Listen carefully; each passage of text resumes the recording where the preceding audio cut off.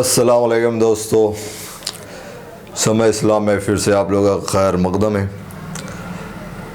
बात दरअसल यूँ है कि इंसानी ज़िंदगी और कैफियत के बारे में अगर हम सोचें और समझें और समझने की कोशिश करें तो बात अलग आती है। समझना अलग होता है, अमल में लाना अलग होता है, उस पर जमना अलग होता है, जो बहुत बात होती है। अब लोगों का सवाल एक सवाल में से इस्लाम के मुतालिक सवाल है कि मुसलमानों में इतना ख़तरनाक क्यों कानून बनाया गया है किसी भी जुर्म का। तो जुर्म होते कैसे हैं?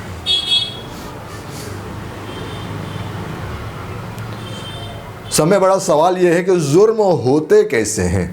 जुर्म इंसान के सोच और दिल की कैफियत से उभरने वाले अमल से जुर्म होते हैं। यही नहीं कि हम सिर्फ दिमाग को ही कह सकते हैं। जब इंसान के दिल की कैफियत मिट जाती है, असरात और एहसास मिट जाता है, तो इंसान जो है जुर्म करता है, गुनाह करता है। तो उस जुर्म को जुर्म के हिस्से में कैटेगरी में रखने के बाद उसके हिसाब से उसे सजा दी जाती है।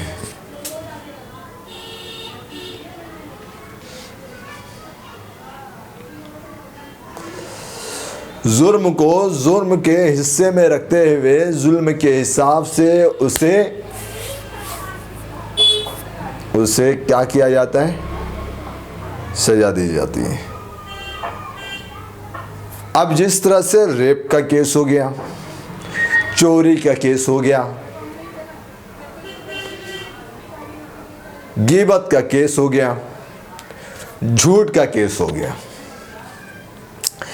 इन सारी चीज़ों के लिए अगर कानून और कानून के हिसाब से देखिए, दुनियावी कानून के हिसाब से, तो उसके लिए हमें जो चाहिए सबूत चाहिए, जिसके वजह से सबूत हो, वरना उस जुर्म को जुर्म नहीं माना जा सकता। एक हिसाब से उस पर दस्तखती या कानून के हिसाब से बनाया गया हो जुर्म, तो वो जुर्म माना जाता है। वरना सच को भी आज झूठ कह करके जुर्म बनाया जाता है, क्योंकि उसको सबूत या साबित करने में इंसान फेल होता है। लेकिन खुदा का जो वक्त, खुदा के शुक्र से इतना बेहतरीन वक्त है कि जहाँ पे शवाहिद जो है मुहैया हो जाते हैं दर बदर। लेकिन फितनों का दौर है, चालबाजियों का दौर है, इसमें संभलना ज़रूरी है।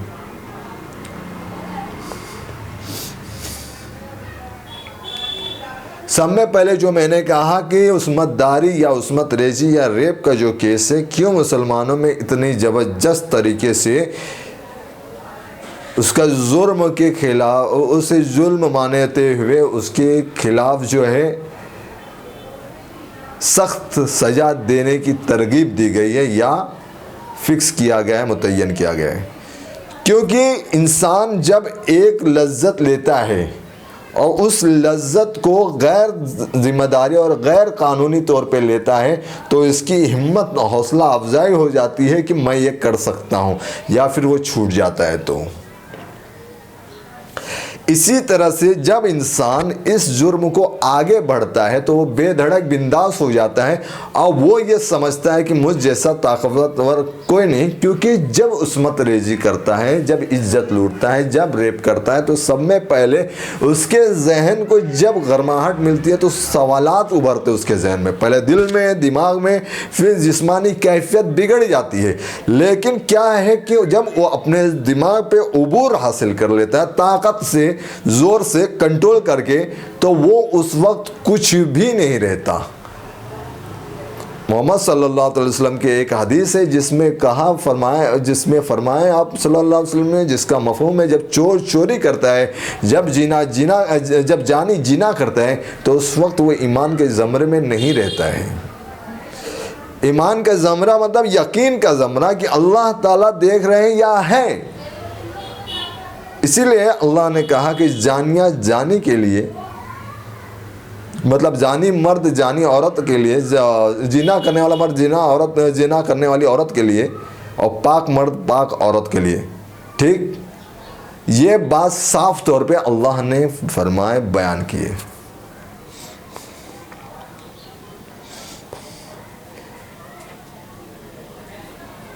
ये अल्लाह ताला बताए। लेकिन जब दिल दिमाग की कैफियत हट जाए और उसके बाद जब ज़िना पे उतर जाए तो एक औरतों को जो है एक पाक तौर पे रखा गया है, इस्लाम में छिपा करके उन्हें एक अज़मत दी गई है, क्योंकि उससे जो है इंसान अपनी नस्ल को देखता है, क्योंकि इंसान उन्हें अपनी नस्ल के हिसाब से देखता है। इसीलिए अल्लाह के प्यारे दीन में ये बात बताया जा चुका है कि जब लड़का पैदा होता है तो उसके साथ कोई फरिश्ते नहीं उतरते, लेकिन जब लड़की पैदा होती है तो उसके साथ फरिश्ते उतरते हैं और उस माँ पे सलामती भेजते हैं। बात ये है। तो क्यों? और ये भी बात है कि अल्लाह के हबीब मोहम्मद सल्लल्लाहु अलैहि वसल्लम ने ये बताया, जिनकी 2 बेटियां हों और उनकी तरबियत अच्छे से की जाए तो उनको जन्नत की बशारत के तौर पे बताया गया। तो परवरिश और रहबरी और उनकी रहनुमाई करने वाला कौन? अल्लाह ने बताया कि जो शौहर होता है वो अपनी औरत पे रहनुमा के तौर पे होता है। तो रहनुमाई किसकी? शौहर की। अब उसकी बाउंड्री को, उसके हुदूद के, शौहर के हुदूद को या उस औरत के जिम्मेदार के हुदूद को तोड़ करके अगर किसी की उस्मत रेजी की जाए तो उसके किस पे सवाल उठेगा? सवाल किस पे उठेगा? समझ रहे हो? और उसके दिमाग और दिल दिमाग पे कैफियत क्या होगी? सवाल इस बात का है। और कब तक वो कैफियत होगी? कब तक ये कैफियत होगी? क्या ये हमारे जहन को सोचते हैं? और सोसाइटी में एक बंदिश और एक निकाह का क्या वैल्यू रहेगा जिससे माशरा संभले? माँ का दर्जा, दादी का दर्जा, बेटी का दर्जा, बहू का दर्जा, बहन का दर्जा, इन दर्जात को किस लिहाज से देखेंगे? जब सब एक ही में शामिल हो जाएंगे तो जब उस्मत रेजी के बहाव चलेंगे तो उसमें किसकी इज्जत बचेगी? वो अलग बात है कि किसी की किरदार भी बिगड़े हों तो मुसलमान जो है वो उसे बचाने की कोशिश करता है, अगर उसको बदनामी भी की जाए तो। यहाँ तक कि एक वाक़या है, अगर गिरे वक्त में कोई किसी को बदनाम करता है, क्या करता है, तो अलग बात है। लेकिन क्या अल्लाह ताला ने कुरान और हदीस में बताए इस तरह से? और मुसलमानों को तकलीफ़ देना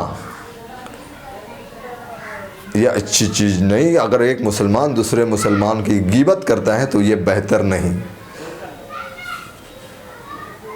या इल्ज़ाम लगाता है तो बेहतर नहीं।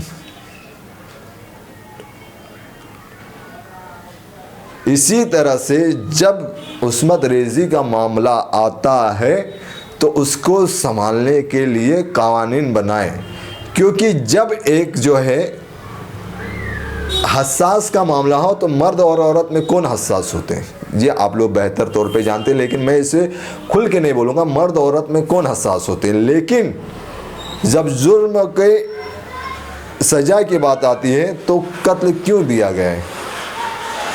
क्योंकि एक जो गिरफ्त होती है, एक जो अहाता होता है जिसमें वो मुहित होते हैं, उसे तोड़ने की कोशिश की जाती है।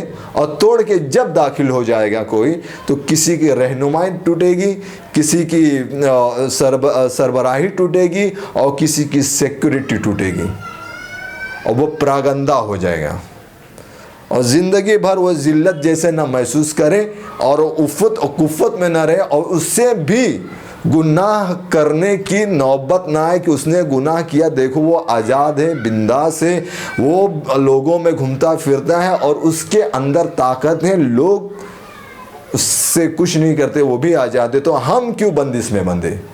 तो उससे गुनाह की तरगीब ना मिले और जिससे साथ बुरा हुआ उसे ज़िंदगी भर कुफ़्फ़त ना हो, इसलिए उसे कत्ल कर दिया जाता है। एक